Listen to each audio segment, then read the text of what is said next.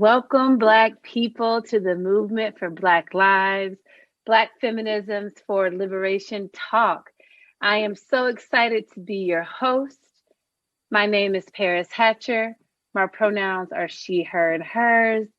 I am a light-skinned Black woman with blonde locks cut in a bob and orange lipstick on just for y'all.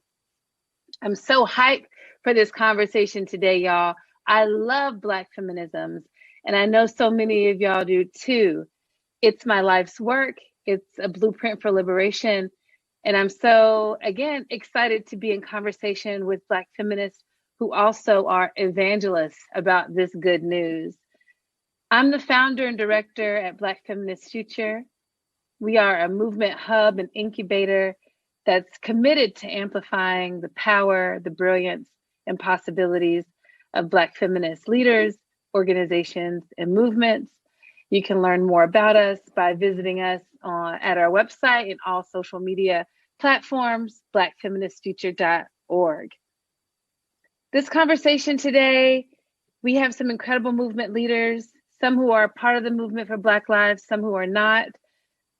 As a member of the movement for Black lives, both on the organizing table and for one of our newest tables, the Abolishing Patriarchal Violence table, it again is so important that we're having this conversation around Black feminisms. Our table is committed to a vision where patriarchal violence is no longer the norm, where our communities are able to thrive with safety, y'all, healing, trust, respect. And we believe that Black folks, in particular Black feminists, can help us get there. Our work to dismantle patriarchy is so important and is not just for these times, but has been the through line for generations.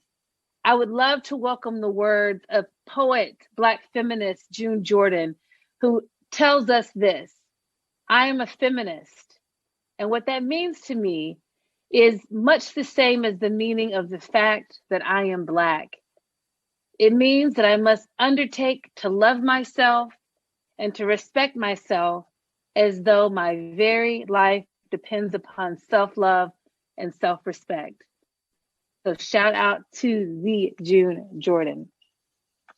This conversation, again, is really important because Black feminism is a tradition. It is an ideology. It's a way that we can understand the world. It helps us also create a blueprint for liberation for the systems of oppression that we're up against. Systems like racism, patriarchy, capitalism, ableism, transphobia, and homophobia.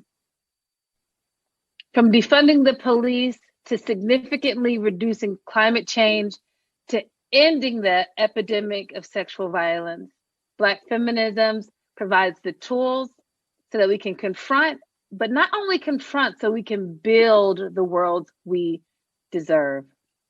But before we dive into the juicy, that good, I want to take a moment to acknowledge and welcome those folks that allow our conversations to be good and juicy, to allow more folks to be here with us.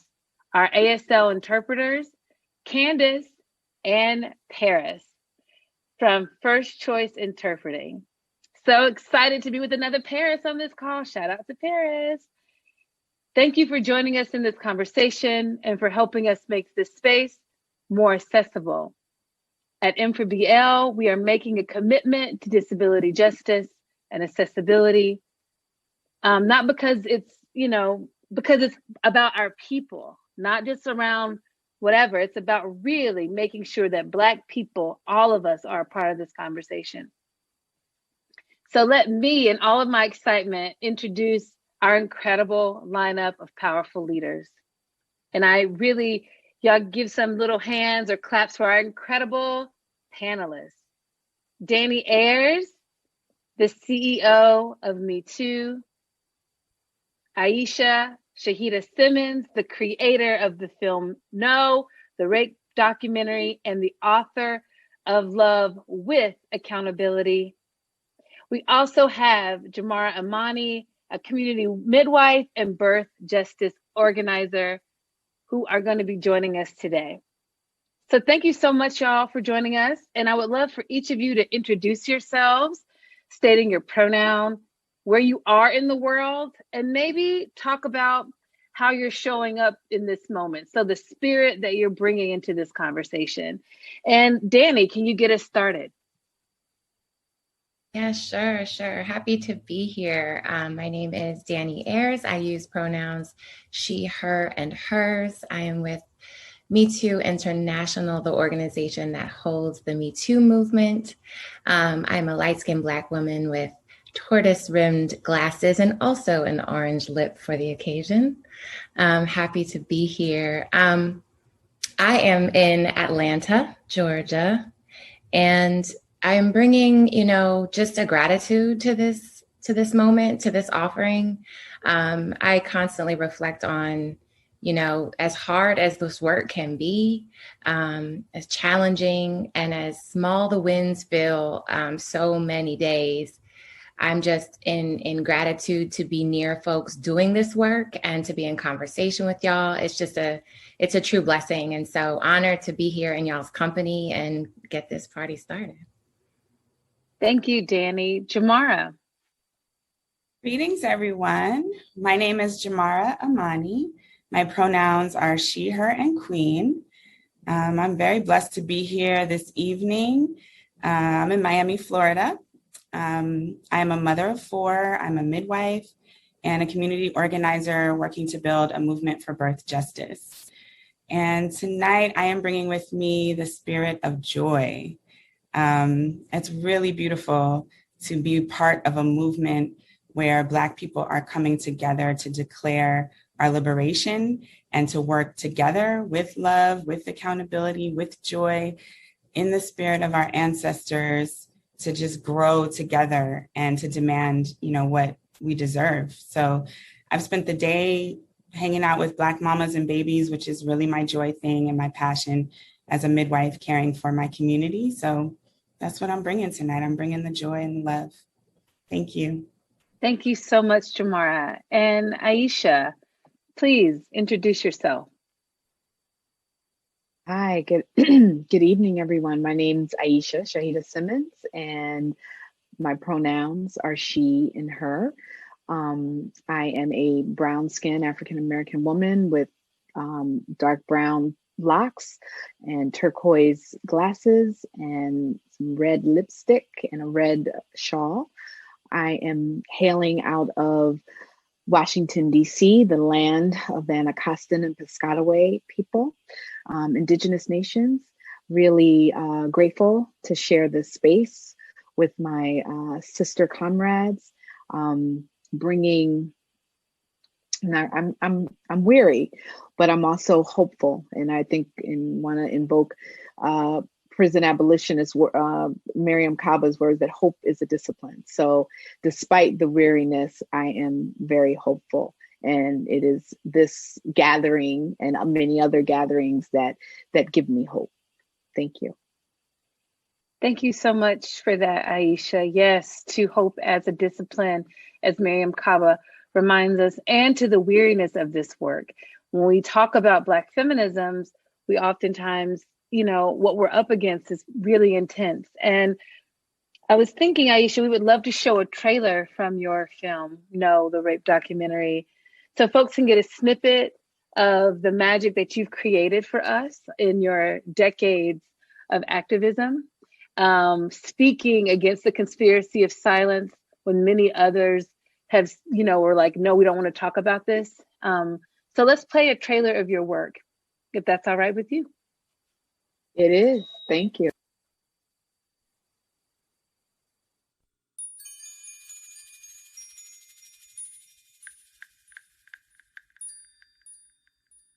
The issue of rape, domestic violence, sexual assault, which happens within the African American community, is an issue that we need to bring out of the closet. We have to raise the issues. We have to address it in our own communities. It has to be something that comes from within our own struggles.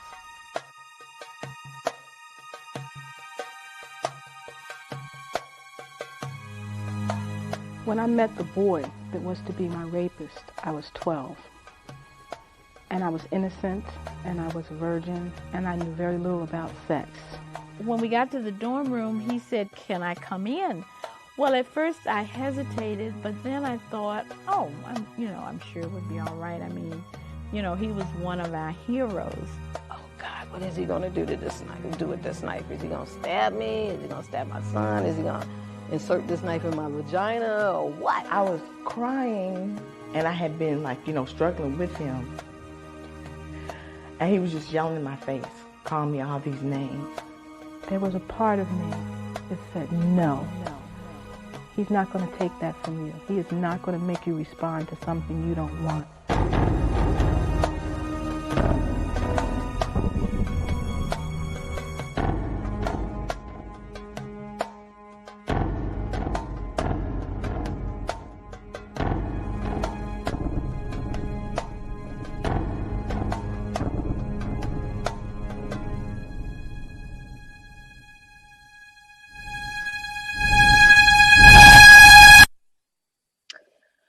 Oh, let's take a breath. Oh, in that knowing, in that truth. Again, thank you so much for that. So many of us are survivors on this panelist who are joining us, who are watching us. And it's just, again, so important that you created this documentary. So I want to ask you, can you talk about Making of No, the rape documentary? What inspired you? What set it in motion?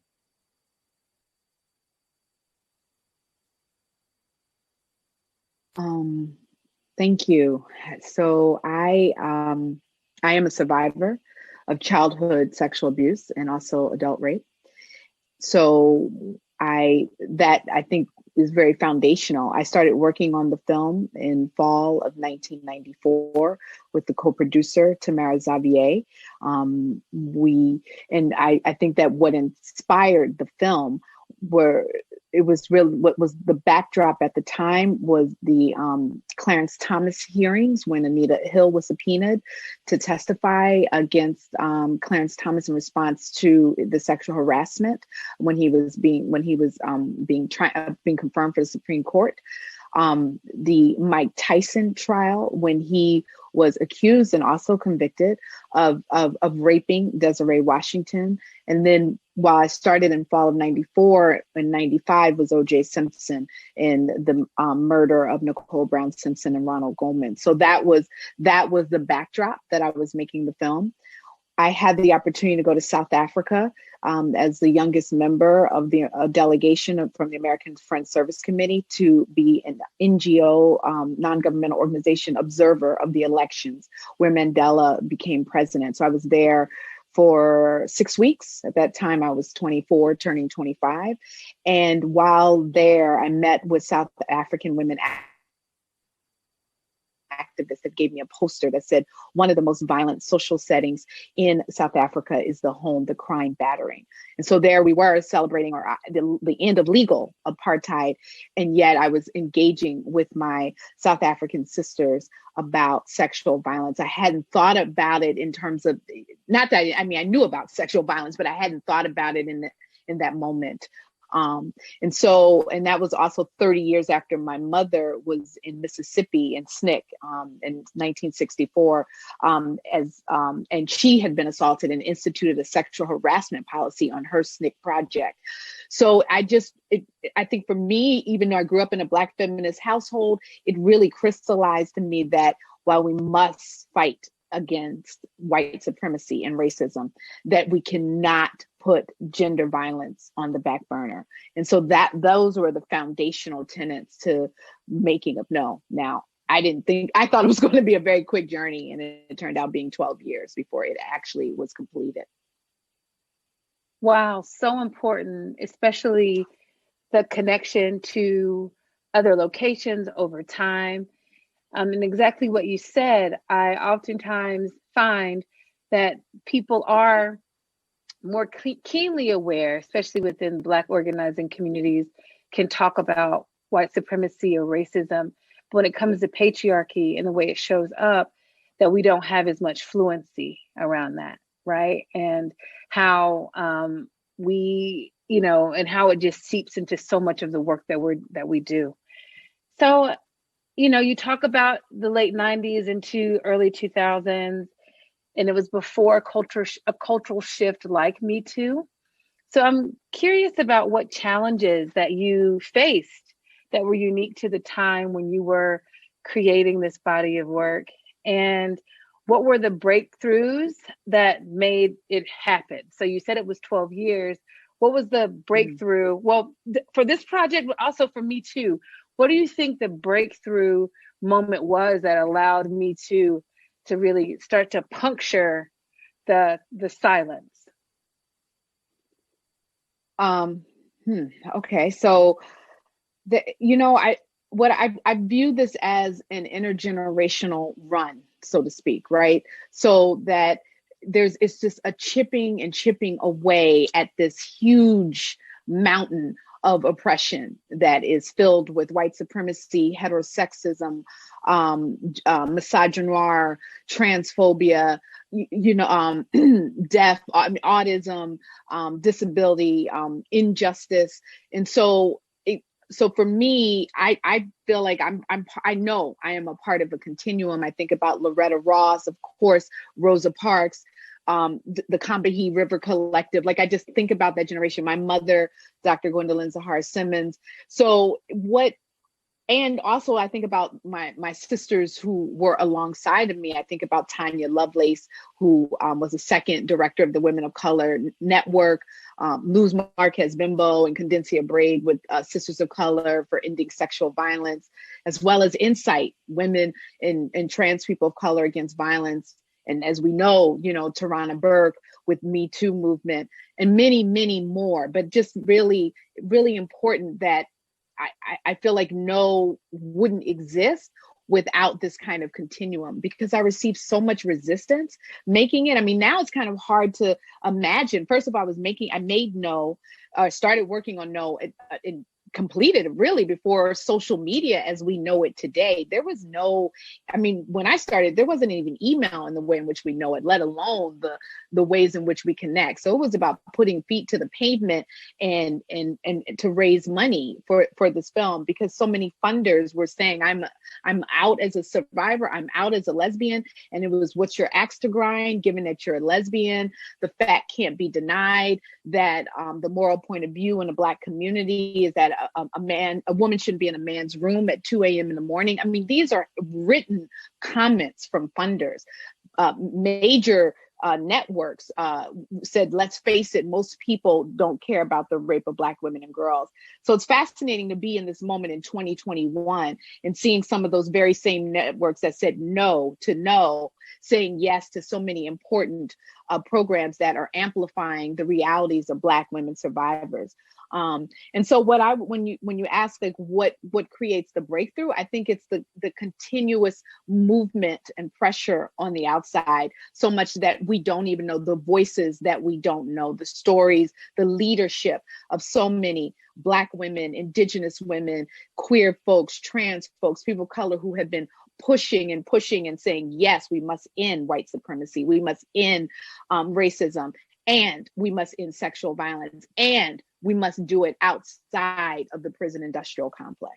So for me, I think that is what enabled No to happen. And I need to say, in terms of my process of making No, that it was global, that it wasn't just US, that I wouldn't have been able to do it without the support of African, Arab, South Asian siblings and sisters who lived throughout Europe, so that they really saw it. No became a grassroots fundraising, educational process and project. And I think about my teacher, Toni K. Bombara, when she said, it's the community that you want to name you. And so I did get funding. I don't want to act like I didn't get funding from funders, but it was initially and throughout, it was the community that made No a reality.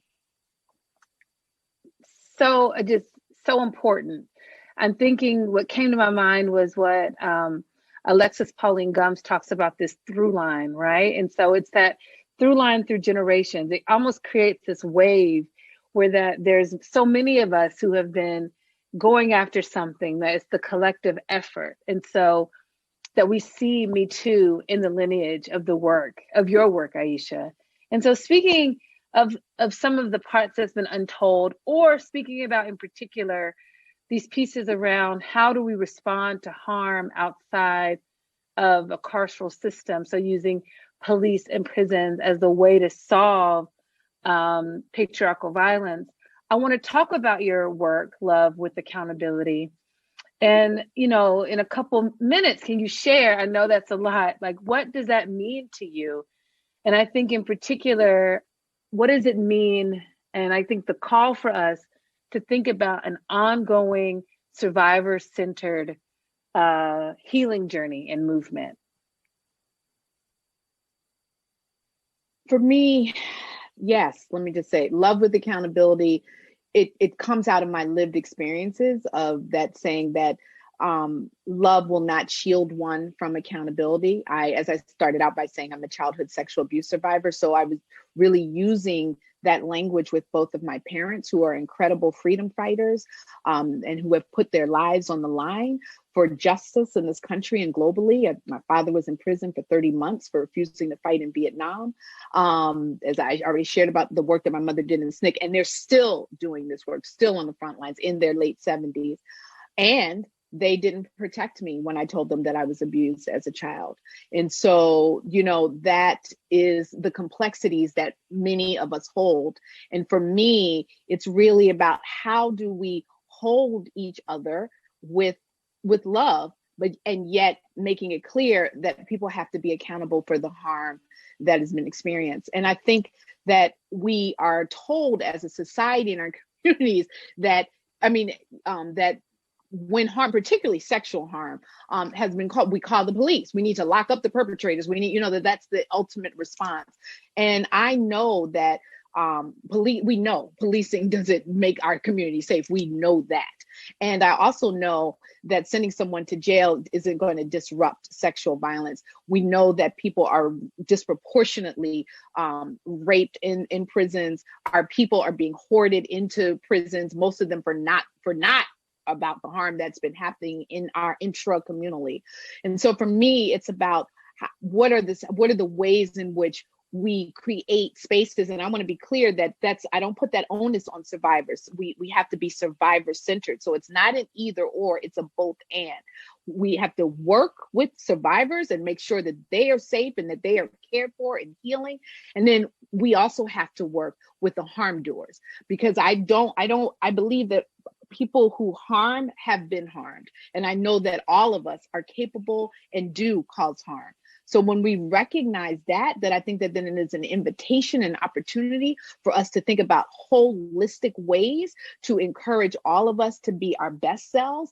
And for many of us, we don't even know what that looks like because we haven't experienced it. And so how do we co-create a world where we don't have violence? And I think part of that means we can't rely on policing and prisons in response to really, inhumane and unspeakable forms of violence. I don't want to diminish it, but we have got to use speculative fiction and think about what is it going to take to stop the violence within, while we're also working to stop the violence against our communities.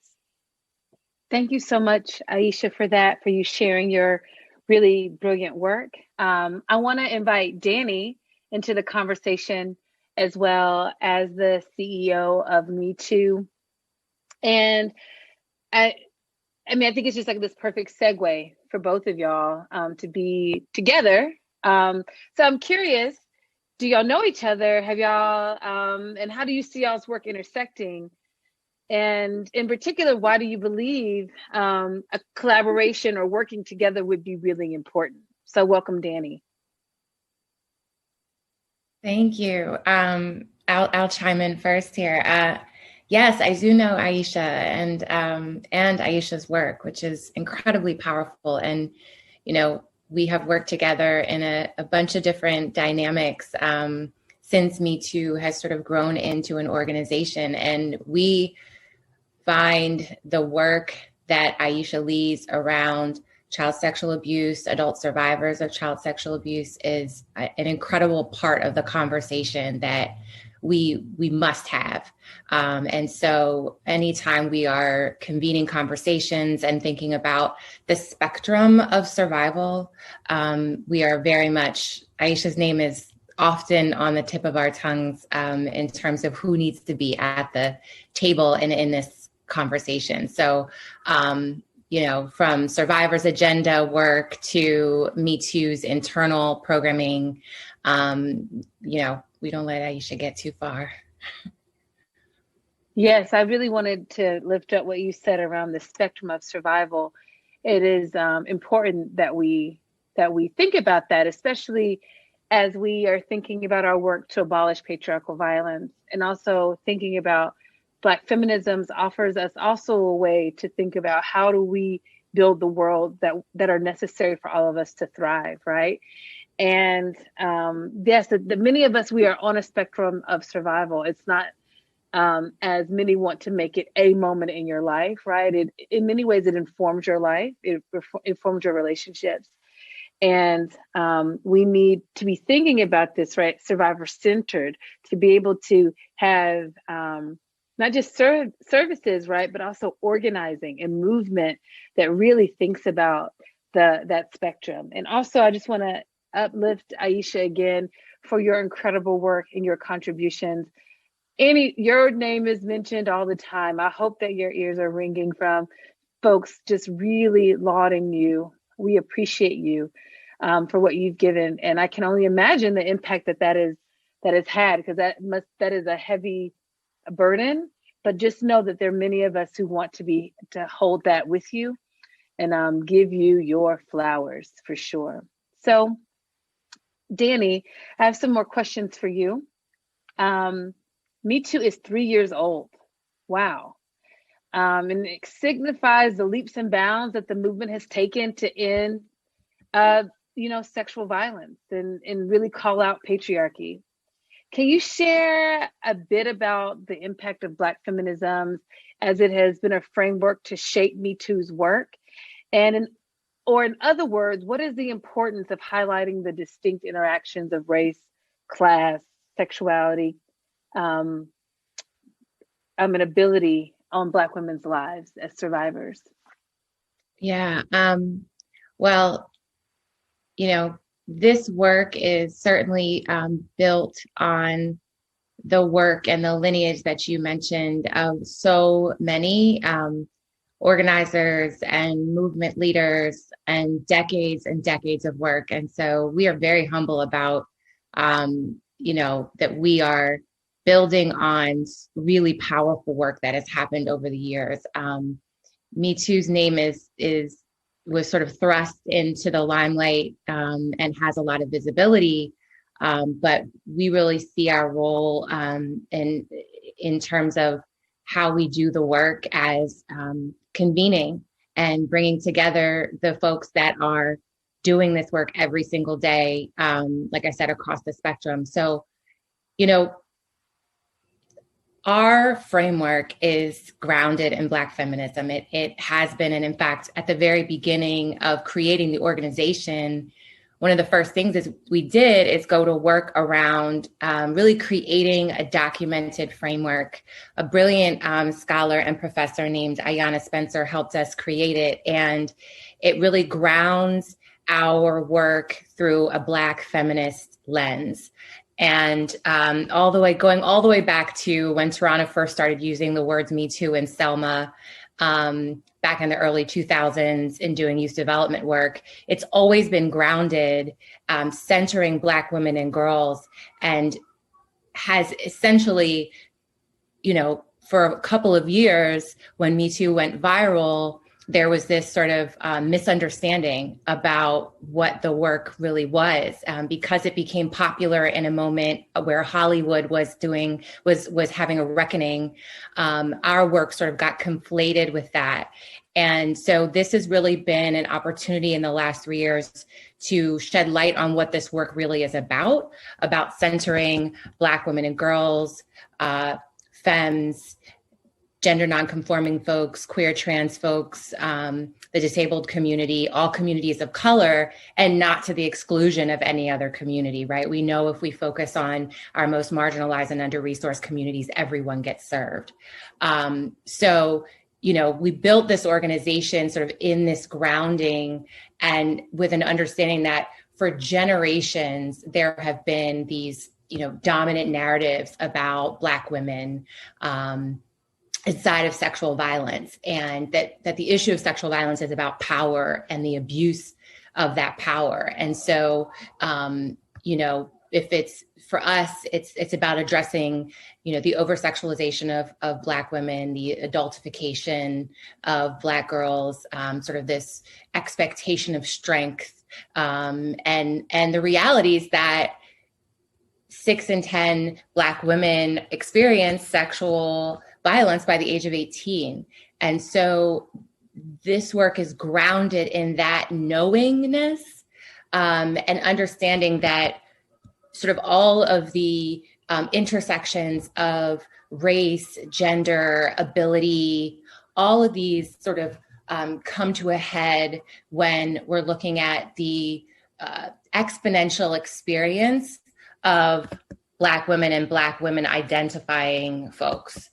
We conducted in the middle of the pandemic, which I have to always mention because we are in a moment, right? So this is a moment where we are facing, an even greater manifestation of all of the issues of structural racism in various communities, and COVID is no different. And so, we conducted a survey last summer to really understand what the impact was and what is on survivors. And there's very little research that's been done to sort of understand how this burdens communities of color exponentially. And, we weren't surprised by the findings necessarily, but they were certainly sobering. We know that, and what we learned is that, financial insecurity is the greatest among Black women survivors.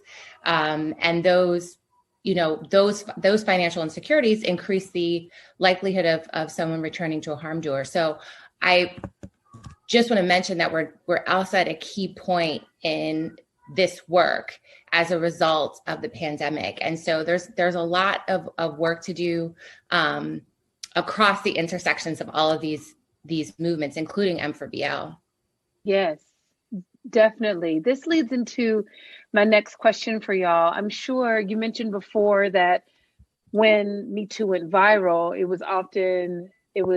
you had this history of incredible work that you've done that then it met this moment, right? And I'm sure that there have been many lessons, pivots, and intentional work that you've had to put out there to really distinguish, yes, Me Too is talking about this experience. We really want to uplift what's happening with Black women and girls and queer and trans and gender nonconforming people.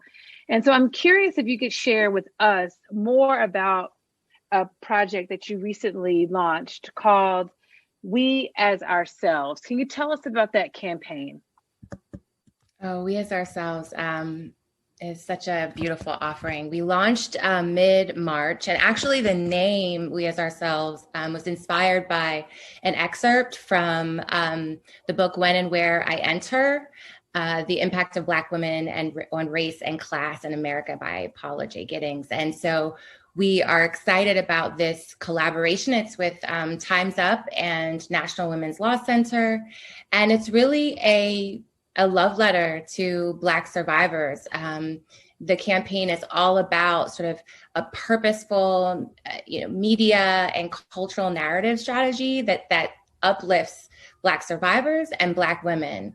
And so there are going to be a series of events, conversations that are going to start taking place. The first is April 7th. And so weasourselves.org is where folks can go to find out all about that initiative. I will say that we are really urging everyone. We have a pledge available for folks to go to weasourselves.org and pledge to center the stories of Black survivors as we sort of continue to be in this conversation around what justice and freedom from violence actually looks like. And so the first event is actually going to be with Salamisha Tillett from A Long Walk Home, Fatima Goss-Graves from National Women's Law Center, Ashley Marie Preston, and also Manifa Bandele from Time's Up. So it's an amazing conversation on sort of how the harmful narratives that I mentioned a bit ago, how they disproportionately affect Black women, wanting to engage in sort of what, like, a radical conversation about that. And, how we're going to shift culture around that and shift sort of perspective and institutional approaches to that. And then there's going to be a series of other conversations around, there's one on the godmothers of the movement that's going to be so dope. And then what it looks like, what the role of Black men are that need to play in this work, and sort of thinking about media narratives and how we care for our own stories. And so it's going to be a multi-year initiative that's just getting started. So really urge folks to go to the website and take the pledge. Thank you. Thank you so much, Danny. We appreciate your work, the work of you, Tarana, and your team at Me Too. It is so important. And the commitment that y'all have is vital. And it's also vital for people to understand that Me Too has Black feminist roots, right? And, to remind folks, this conversation is talking about Black feminisms as a pathway to liberation. And the way that Black feminism shows up in movement is in a variety of ways. It shows up as folks doing work on sexual violence, ending sexual violence, as cultural workers, fighting, against climate injustice or reproductive justice.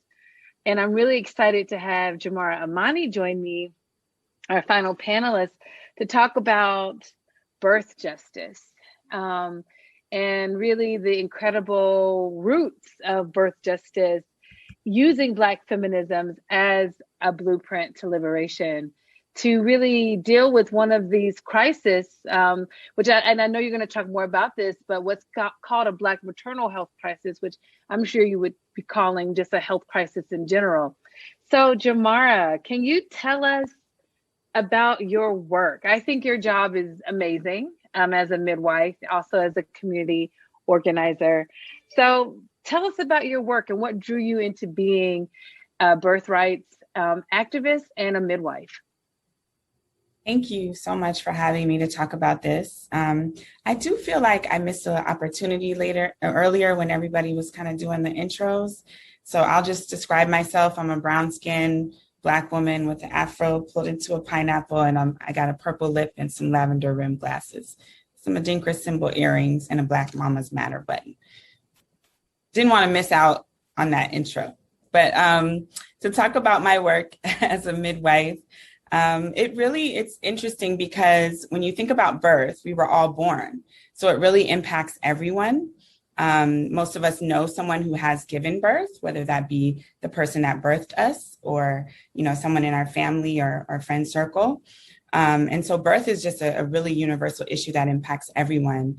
And when we think about also that Black birthing people, Black women are the originators of all humanity, and that much of our experience, particularly on this continent, has been stories of trauma around birth, not having control over our own reproduction, our own autonomy, because of the legacy of enslavement and misogyny and patriarchy and some of the things that my esteemed colleagues who went before me were talking about. And so, we see that through the tradition of midwifery, it really is a feminist tradition because it is about caring for birthing people in our communities. It is about centering the family. It is about uplifting wholeness and wellness.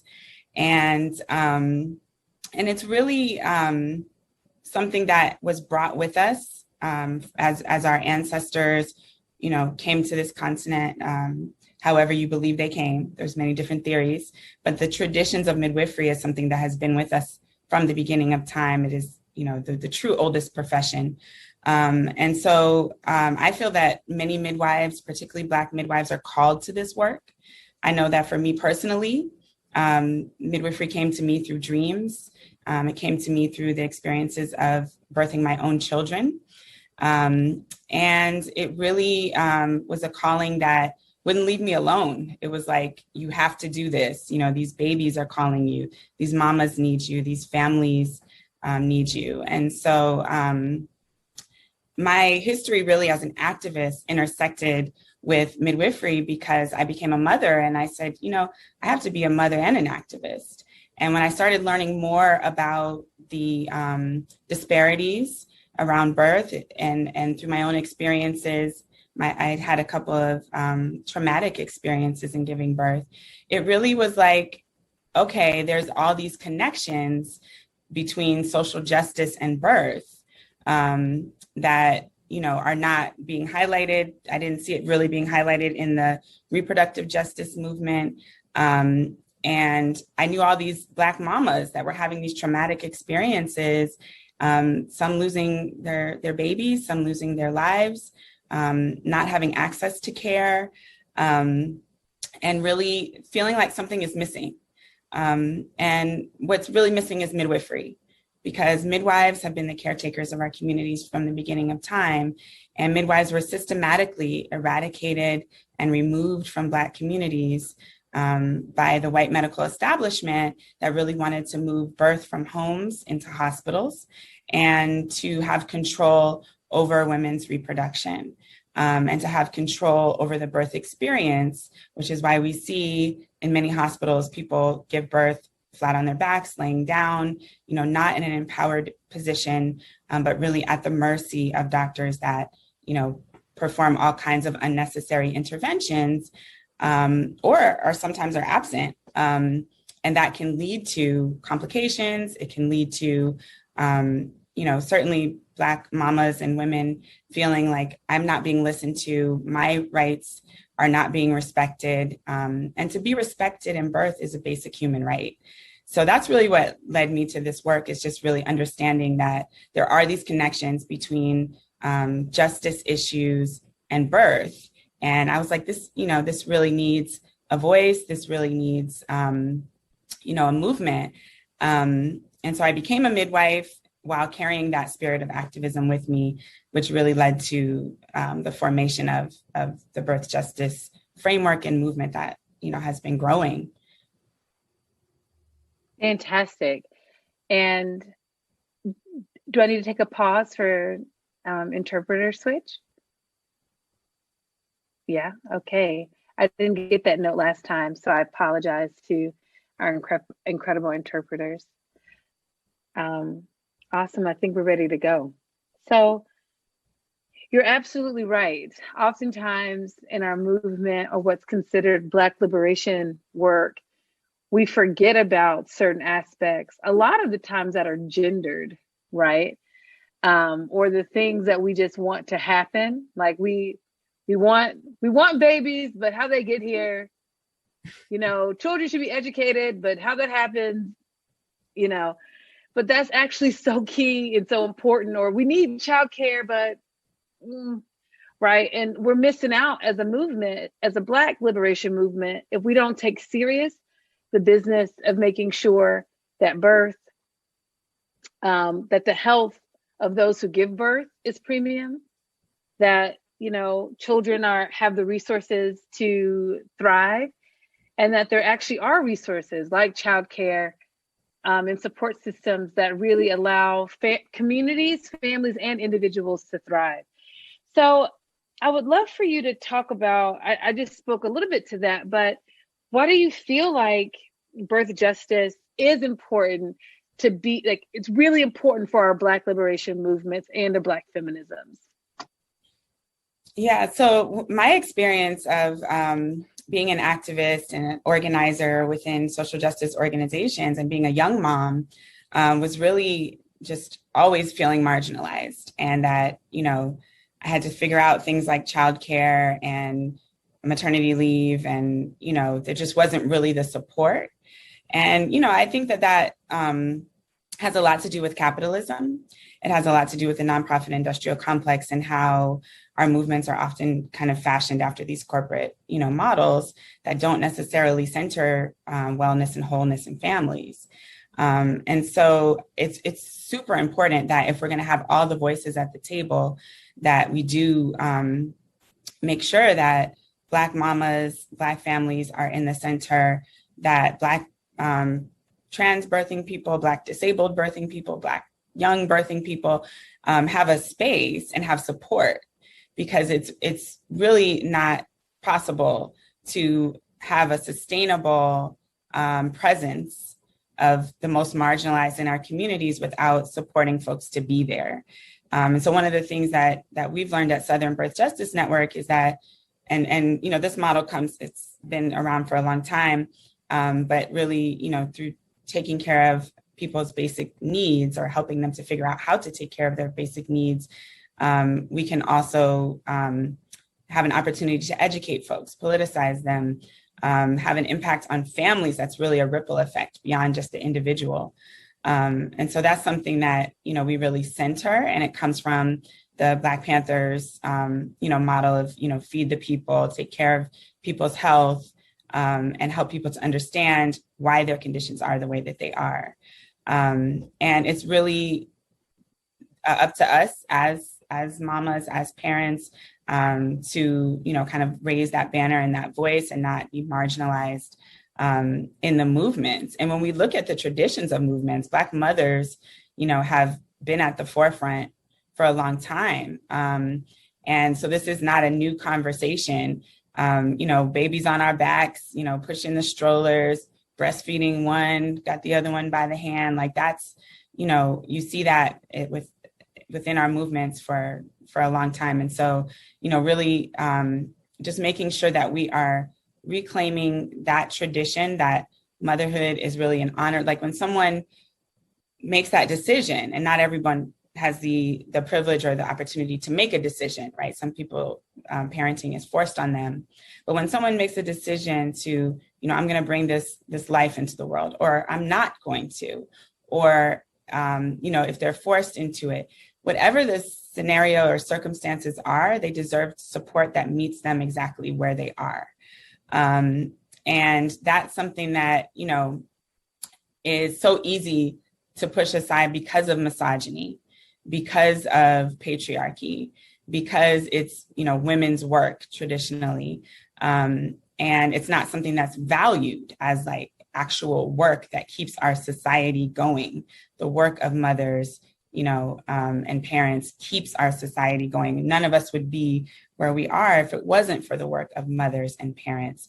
But it's so easy to devalue it because of misogyny, and because of that there's been a systematic campaign to devalue Black motherhood. And so part of birth justice is really, recognizing that everyone has the right to decide when, where, with whom they want to give birth, if they want to give birth, and to have access to providers that are holistic, that care for the whole person, spiritually, emotionally, psychologically, physically, that I am not just a number when I go into a doctor's office or hospital, that I am a person, that my humanity, see my humanity. There's been studies that shown that many doctors don't think that Black people feel pain or feel as much pain. And so, even down to the way that doctors are being trained, it's the devaluation of Black life, which is why we see the disparities. The disparities are not just health disparities, they are power disparities. And so, reclaiming that power, building power within our communities and within families is how we get that back. And it's so individualized. So one person gets pregnant and you're supposed to just figure out this whole system and what this whole pregnancy and parenting thing means for your life.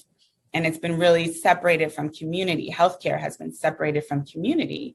And in being a Black midwife, one way that we are, pushing up against that is to bring midwifery back into the communities, to bring doulas, who are birth coaches, prenatal coaches, postpartum coaches, to really hold people's hands theoretically and actually physically, to be that presence, to say, I am here to support you. I am here to advocate for you. And that's something that, really helps to build that bridge where you have this system that is based on obstetric violence and violating people's rights. And then you have this group of birth workers, primarily midwives and doulas, that are saying, no, I'm going to stand in that gap. And I am going to, educate my community. I am going to advocate for my community. I'm going to be the care providers for my community to, disrupt that violence. It's so important. And you mentioned it.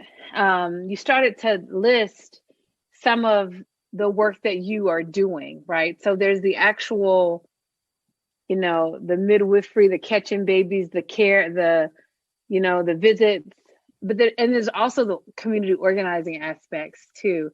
And I'm really curious, more and more people have been talking about the crisis of, Black maternal mortality and infant mortality.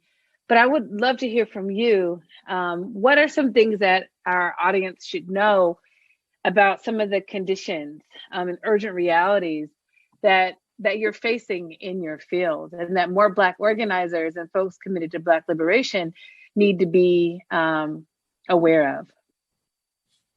Yeah, that's a great question. It's such a huge topic, and I actually do a training on this, Birth Justice 101, if folks want to take a really deep dive. But what we should really know is that Black mamas and birthing people and Black babies are dying at disproportionate rates. Also, Indigenous mamas and babies and birthing people die at disproportionate rates. That it doesn't have to be that way. A lot of these deaths and complications are preventable.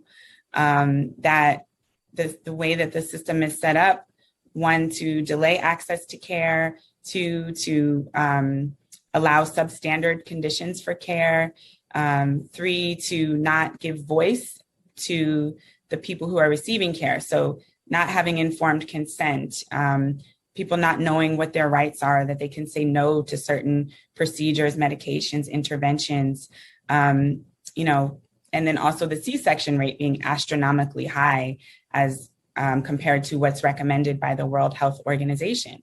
There's also a lack of providers. Rural communities don't have enough obstetric providers. There's not enough midwives to go around. I get tons of calls every week from people who want a midwife, can't find one, or have been searching for one for weeks or months. And finding a Black midwife is even more difficult. So we need more training, for and schools for particularly BIPOC birth workers to get the training that they can bring to their communities. And that has to be uplifted and prioritized because, like I said, we're all born. So this impacts literally every single person on this planet. And if you don't know your birth story, you should find out, because it really informs a lot in terms of your family dynamic, in terms of, the generational traumas that get visited on people that you might not even know where it's coming from. And people are often disconnected from their bodies in the process of giving birth. So there's a spiritual component, there's an epigenetic component to this. I mean, there's just so many aspects: public health, education of providers, and access to providers that is at the foundation of this. There's also not enough resources that are available. And so what I want people to know is that there are several bills out there in many states and federally to bring more resources to community-led, community-based efforts to build the power around birth justice, to increase access to quality and community-based, channels for care. And, there's a lot of Black midwives that are building birth centers, community-based practices, organizations. I feel like as a Black midwife, you're not just a care provider, you're like automatically an activist because of the barriers that exist in just trying to deliver this care to our community. So I want folks to get involved however you can. I love that we started off with a documentary. I'm also making a documentary called Legacy Power Voice, Movements in Black Midwifery, which is about this story of the Black midwife and how Black midwives have been the caretakers of our communities and were systematically removed and have never given up. There's a whole Black Panther generation of Black midwives that said no to the marginalization and really reclaimed this tradition of home birth, of community birth, of holistic care, of, growing our own gardens and knowing about herbs and being able to, put your hands on a birthing person and deliver healing through your ancestors. Like, those are things that we deserve, that we have the right to have the knowledge of, and to, access that in order to improve the outcomes, and that these complications and these, outcomes that are so terrible, where we have Black mothers really being taken from their babies and Black babies being taken from their mothers and their parents, is preventable. We can do this together. Yes, we can. Thank you so much, Jamara, for that. And in particular, I think what I hear you saying, what's embedded into that is, how can we, as folks who have been energized by the calls to really invest and protect Black people, Black communities, how can we really be thinking about fortifying, right? Birth justice? How can you really be on the front lines on this issue? Because as you said, we all were born. Like, we got here, and so we need to remember that, and it's vitally important. So I'd love to bring all the panelists back together for some questions, to just get folks' feedback. So shout out to y'all for being incredible experts in your field, for being leaders, and being fantastic. And switch for our incredible interpreters.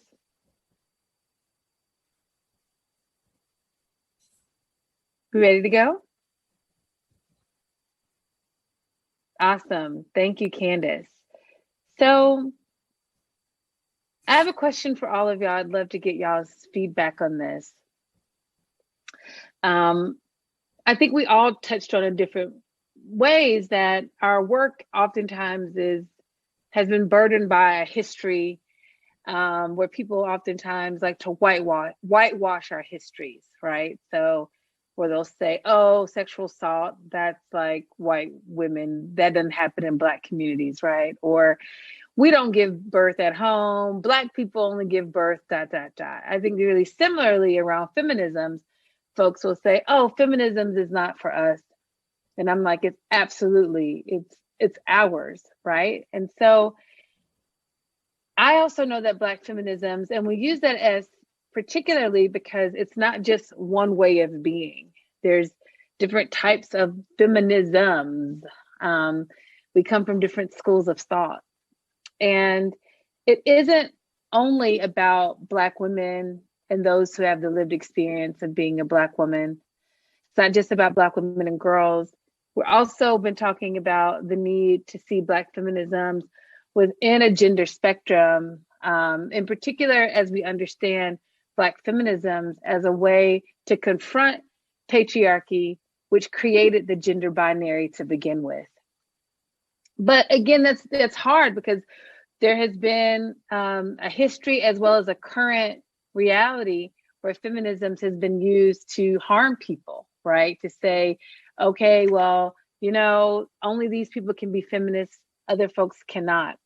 So I'm curious through y'all, to hear from y'all, how do you see using a Black trans feminist lens in your work to exact change? What are some of those opportunities that you see thinking about Black feminisms as a part of trans liberation, and how can you see it show up in your work? And Jamara, I'll start with you because I think you were mentioning it already, and even how you were talking about birth. But I just would want to start with you and then on to Danny and Aisha. So the question is around how we're using Black feminism in our work? Not that, but in particular, trans feminisms, right? So that we're not just focusing on women and girls only, that we actually are being expansive in how we are understanding gender, and how is that showing up, that our understanding of Black feminisms as not just being about Black women and girls, cis women and girls, but it actually being gender expansive? Oh, I love that question. Yeah, well, I mean, the basic answer to that is really anyone can give birth. The myth is that you have to be a woman to give birth, and that's absolutely untrue. In our doula and midwifery collectives at Southern Birth Justice Network and National Black Midwives Alliance, we've really been studying transmasculine fertility and birth, learning a lot from the leaders. I'll just name one that we just learned from the other day, Kaden Coleman, who teaches a workshop on transmasculine fertility and birth. And there's just so much really that is gendered within our healthcare system, from, you know, the forms that you fill out to the way people refer to you in a you know, healthcare setting, to the assumptions that people make about the human body based on gender. And so a lot of it is just really disrupting that.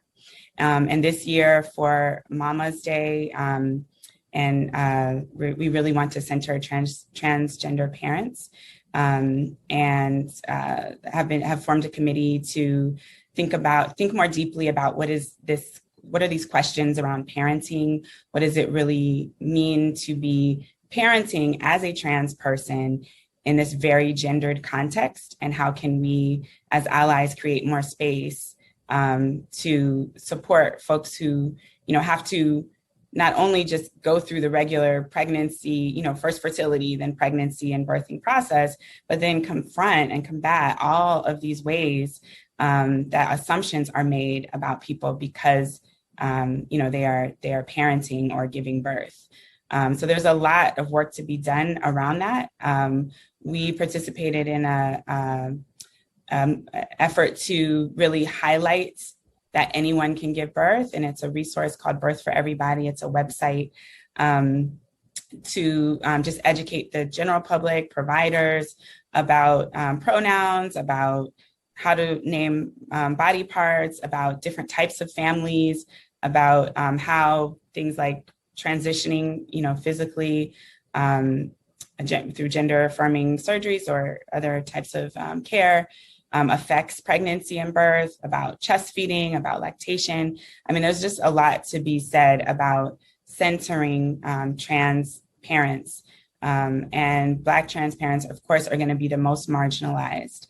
And even when we count mortality, when we look at public health stats, oftentimes transgender people are either invisibilized or completely left out of the conversation. So there's a lot, even, you know, through the collectives that we participate with, like Black Mamas Matter Alliance, you know, when we have Black Maternal Health Week coming up, you know, just really making that effort to always name that as we talk about these disparities, that transgender people are going to be oftentimes the most impacted and the least counted. And that's something that particularly us as Black cis people, as allies, as, you know, just being in the work, that we have the opportunity to uplift that and to shift that. It's a huge culture shift. But again, by, you know, centering the voices of trans people, we can do that together. Thank you, Jamara. How about you, Danny, at Me Too? How are y'all navigating, in particular, thinking about transmasculine folks within this space, and just their experiences? How are y'all thinking about trans feminisms as you are doing y'all's work? Yeah, I think, you know, for us, it started sort of, you know, at a values level, and really embedding into our organization kind of who we want to be and how we want to be in allyship with various communities. So, you know, we have a responsibility in this work to center the experience of trans folks, of trans women, of trans masculine folks. And so if that's part of our value system, right, then it has to be a thoughtfulness inside of our programming and our offerings and our language, who we are partnering with. And certainly when we're convening kind of larger conversations or a series of work, that we have folks who are doing that work kind of in the conversation. I think the other responsibility that we have and are truly committed to is sort of elevating the stories of trans folks that often are unheard, or, the trans community experiences unbelievable levels of being disbelieved, or not taken seriously in those experiences. And so it's our responsibility to center those experiences and to call them out, with the sort of the visibility that we have, to be in true allyship with the trans community. So I think that, for us, it's an ever evolving part of our conversation around, we're talking about this every week in terms of, how we're showing up, how is our programming designed, who is centered, making sure that the trans community feels seen in our language, in our programming, and that we believe the future includes trans folks. And so and the safety of the trans community is vitally important to interrupting and ending sexual violence. And so that's got to be part of the solutions that we're uplifting and demanding. Thank you, Danny. Aisha, would you like to speak on this? Yes, I would. Well, I'm a culture worker, so I think that's really important, where my goal is to create work that is in service to community. And I think I just want to lift up my anthology, Love with Accountability. So no, the rape documentary focuses on the stories and experiences of cisgender Black women who were sexually assaulted, raped by cisgender Black men and boys.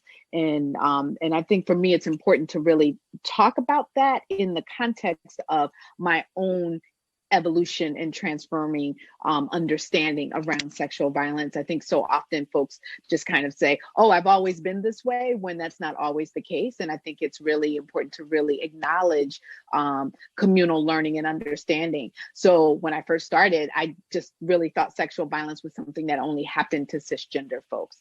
And in fact, I wasn't even using that language in the 90s. And now I'm very, very clear that sexual violence knows no boundary. It impacts all of us. And so with my anthology, Love with Accountability, it was very important to include the writings and experiences of trans women, of trans masculine people, as well as gender non-binary folks. And so that there is a chorus of diasporic Black folks who are Indigenous, Black folks who are Latinx, who are African American, Caribbean from the continent, writing around the experiences that they experience as children in terms of childhood sexual abuse, and then envisioning how we can disrupt and end it without prisons. And if we're talking about that in terms, if I'm talking about sexual violence in Black communities, then I have a responsibility and obligation to include the voices, the writings, the amplify of the trans community, as well as deaf and hard of hearing folks, as well as folks with mental disabilities, physical disabilities. So for me, that I am grateful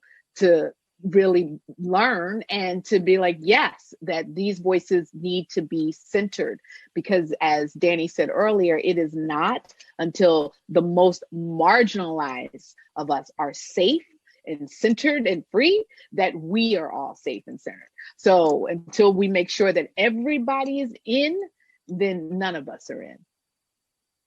Absolutely, that's right.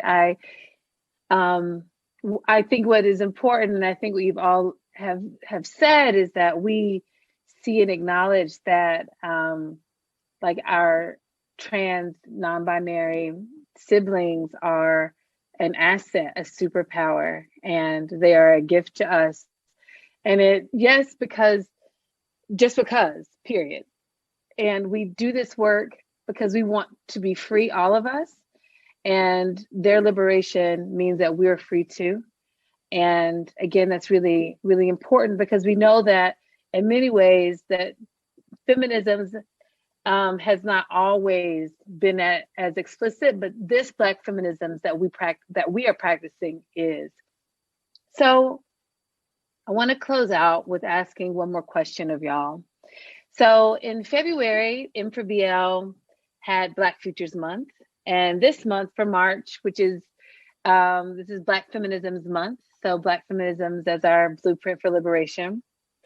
And during Black Futures Month, we imagined a lot around what's possible around Black futures. So I would love for y'all to gather yourselves and give me about 30 seconds to talk about,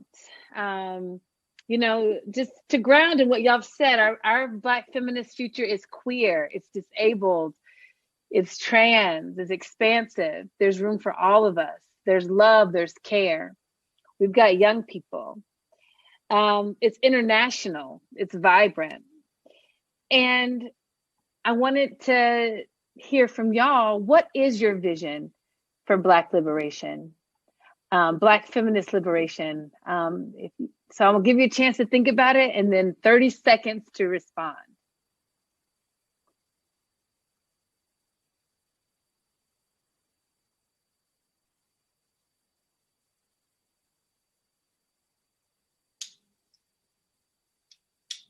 My earbuds died. Got so excited. Anybody ready to give me their 30-second, what does Black feminist liberation look like? Well, you're probably going to have to cut me off at 30 seconds, but get started. This is something I think about all the time because I am a mother and I'm always envisioning a future for my children. But I really envision a world where Black babies are born into the arms of parents who deeply desire, love, care for, want them, and have the resources to support them in the context of a community where they learn about their bodies and affirm their autonomy from a very young age, where consent is as common as air and water, where, we embrace the depth of ourselves as we move through understandings of gender fluidity, relationships, and it's all supported and not stigmatized and really just upheld as part of your journey.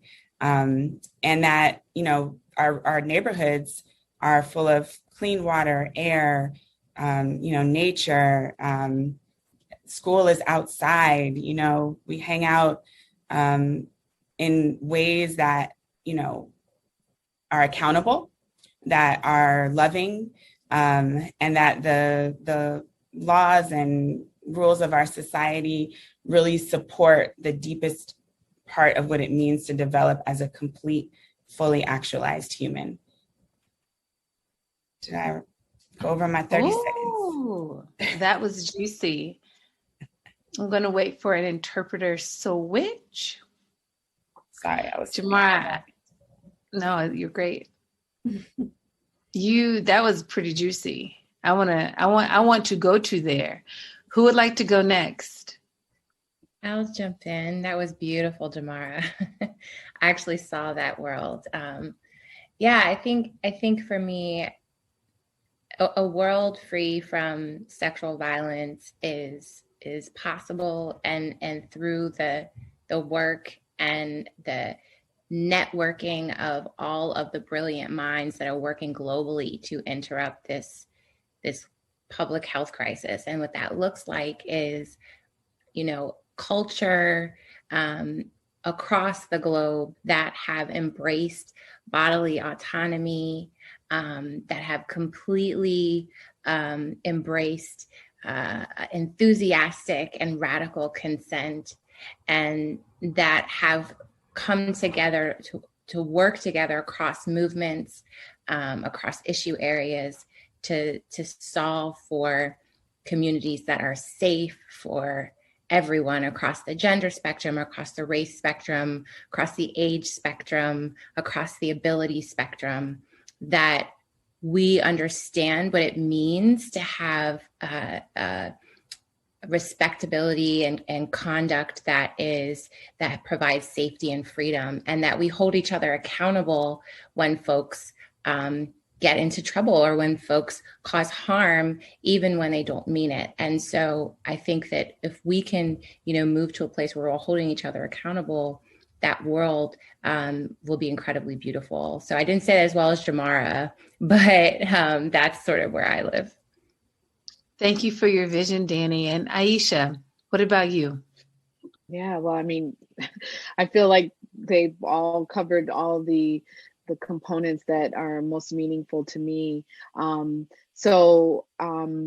definitely I envision a world without violence, without any form of violence, without sexual violence, state-sanctioned violence, environmental violence, medical violence, all forms of violence, like just real. And I say world because I really, we are based here in the United States, which is an empire on its own, and it impacts the world, and it impacts, our siblings throughout the diaspora in this hemisphere, as well as on the continent of Africa, but throughout the world. So for me, it's really important that, that saying in terms of thinking, acting locally or nationally, but thinking globally.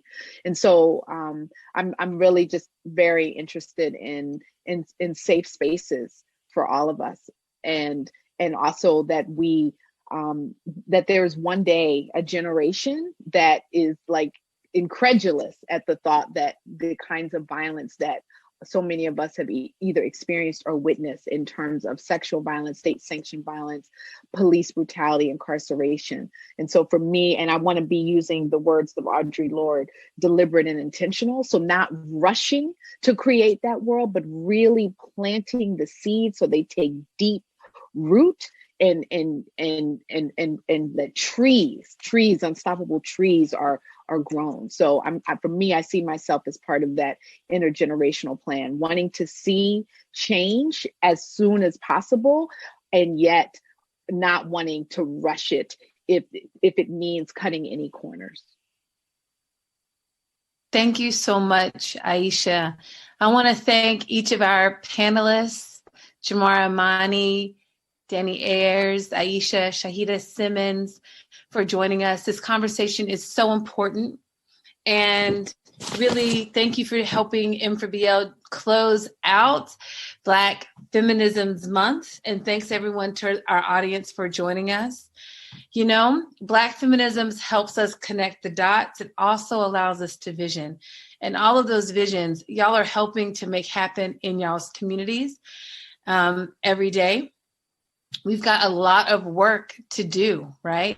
To remove the systems of oppression and to replace them with our values of love and justice and accountability, transparency, and with our ideology of Black feminisms.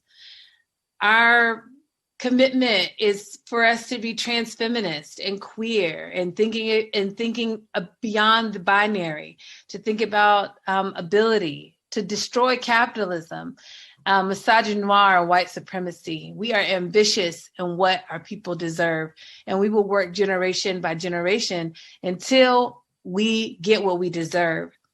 I want to close thinking about the words of the Combahee River Collective Statement, a guiding document for me, canon for me, that they tell us that when we build a world where Black women are free, everyone will be free. And I think we're right. I think they are right about that. And so we encourage y'all to stay connected with M4BL as we are building this freedom together, and as Black Feminisms helps us get even closer. So thanks, y'all. Thank you, incredible panelists. Thanks to y'all who were watching and who will watch in the future, and take care.